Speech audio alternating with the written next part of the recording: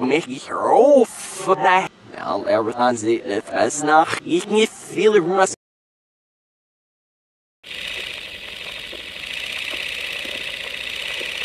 A lie. Okay, what am I doing? I'm in the apartment, but I'm not in my reviewing space, so I'm not doing a review. Oh, I'm writing a review. Memento. Fair enough.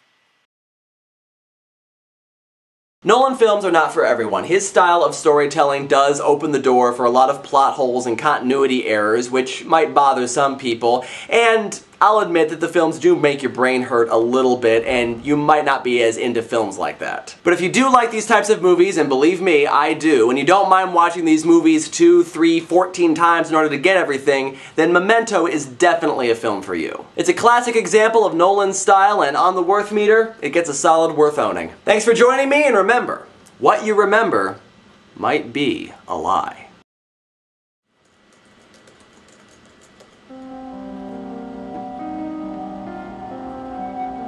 Yeah, hey Matt. No, just working on a review.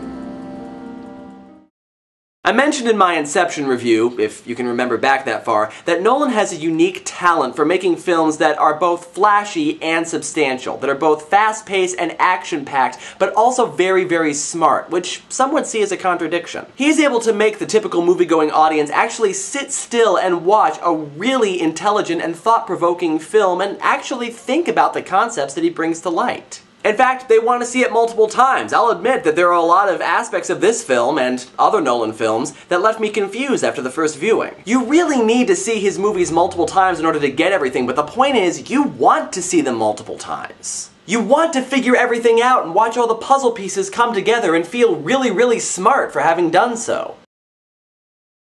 Yeah, well, it's been a while since I've done a Christopher Nolan movie.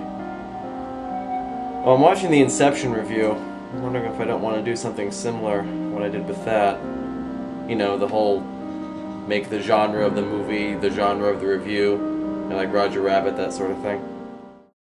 Much like Inception, The Dark Knight, and The Prestige, there's a lot more going on here than just a simple thriller. Nolan's films usually contain a lot of eye candy and sparkle, a lot of stuff that's designed to keep us on the edge of our seats and really keep us guessing. But there's often something deeper that Nolan is exploring, some really thinky concept like dreams or the nature of morality. In this case, he's looking at memories and how what we remember, even without a condition like Leonard's, might not be what actually happened. There comes a point in the story where Leonard becomes so disoriented and confused he's not even sure of the memories that he had before he got this condition. We often rework our own memories to suit our own stories, and sometimes we do it so well we become absolutely convinced that what we remember is reality.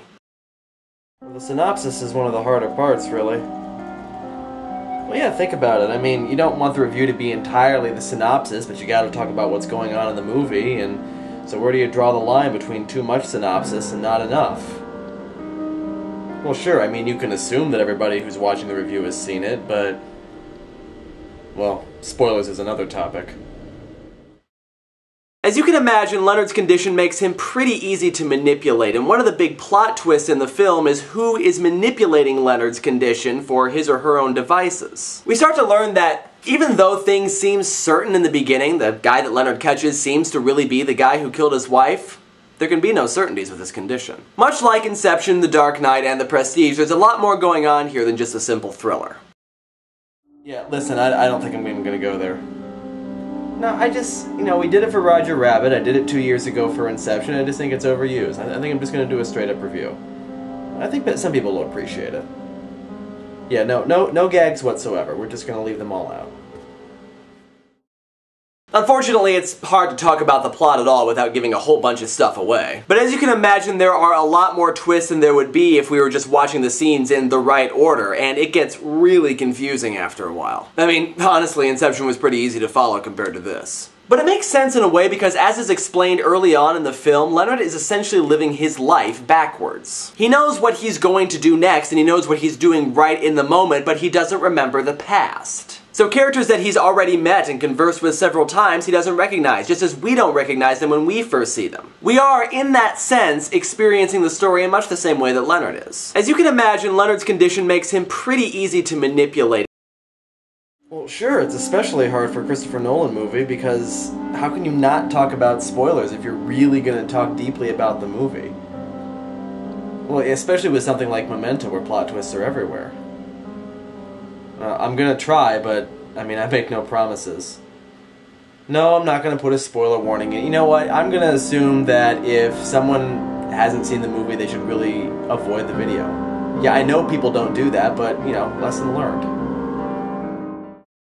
The film makes us feel the confusion that our protagonist feels by playing the main sequence of events backwards. The film starts at the end, where Leonard has found the man that he believes killed his wife, and then goes back and shows the scene leading up to that scene, and then goes back again and shows the scene leading up to that scene, and so on. Now, all of these scenes are in color. Interspersed in between those scenes that are moving backwards are scenes in black and white that seem to be moving forward and just seem to be Leonard in his hotel room talking to somebody and giving exposition about a situation. But even there seems to be more going on than initially meets the eye. Unfortunately, it's hard to talk about the plot at all without giving a whole bunch of stuff away. Why are you being so weird about this? I mean, it's just a review of Memento. Yeah, people have been requesting me to do it for years. Why shouldn't I do that? Hey. Hang on. Who are you talking to? I'm talking to you. Alright, fine. Beyond mysterious. Listen, at some point Scotty wants to talk to us about the musical. I think he's trying to get himself yet another song. I'll be in here.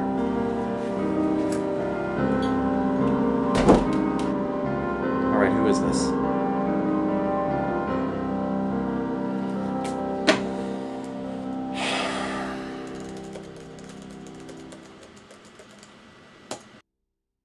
The story focuses around a man named Leonard who has a bizarre condition where he's unable to form any new memories. He can remember everything about his life up to a certain point, and then from then on, he pretty much just exists in whatever present situation he happens to find himself in. So in order to remember things, he writes notes to himself, he takes Polaroids of people, places, and items, and he tattoos certain facts on his body. Throughout the film, he has one steady objective in mind: to find and kill the man who raped and murdered his wife. The film makes us feel the confusion that our protagonist feels by playing the main sequence of events backwards.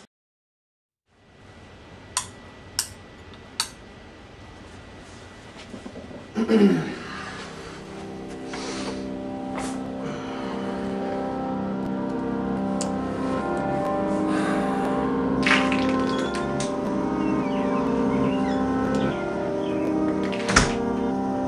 up on me, Hatter. Way back in 2010, I reviewed 3 films from director Christopher Nolan: Inception and The Dark Knight as regular movie reviews, and The Prestige as a books versus movies review. Hey, I did The Prestige review. Alright, fine. E.T. did The Prestige. Don't call me shut up! Ever since then, I've gotten request after request after request to take a look at one of Nolan's earliest films, Memento. And now, in March of 2012, I finally have. Though it kind of became overshadowed by films like Inception, The Prestige, and the Batman movies, it still contains all of those staples that we've come to associate with Christopher Nolan's stories. Morally great characters, 3 or 4 plot twists, an uncertain ending, and of course a plotline that is confusing as all hell. The story focuses around a man named Leonard who has a bizarre condition where he's unable to form any new memories. What are you doing here? Oh, just thought I'd stop by and check to see what you were up to. I just told you what I was up to. That was you on the phone. Why are you pretending to be Matt? I'm not pretending to be anybody. You just assumed. Can I help it that our voices sound alike? And that I happened to steal Matt's cell phone? So the Memento review, huh? Yeah, the Memento review. Is there a problem with that? Oh no problem, nothing, no. Carry on, please. Thank you. You're going to include a little bit about memory in this review, are you? About memory and how it can fool us into thinking that what we remember is reality? Yeah, it is kind of the theme of the movie. Good. You still haven't figured it out, have you? With all the logic that your reason-bestowing hats give you, you still haven't figured it out. You know, I'm really not in the mood to play games with you, E.T. Very well, let's see how well these logic-bestowing hats really work. Tell me, Hatter, the Prestige review that you are referencing here and that I took over. When was that? December 2010. And what else happened around that same time? Nothing significant that I can recall. Nothing of significance. No, of course not. No significance at all. You just made an alliance with your biggest nemesis, your evil twin, in order to take down an even greater foe, but that's not significant at all. That had nothing to do with me. That was Matt. So you should really be talking to him. You mean the guy who went back there? That's not Matt. You know it as well as I do. You don't even call him Matt very often anymore, do you? You call him Reg, right? Look, I just review movies. What you're talking about is way out of my league. I'm not going to think about it. I'm just going to sit and do the review. Fight your own battles, E.T., and I'll fight mine. Very well. Go on playing in your little world. Enjoy it while you can.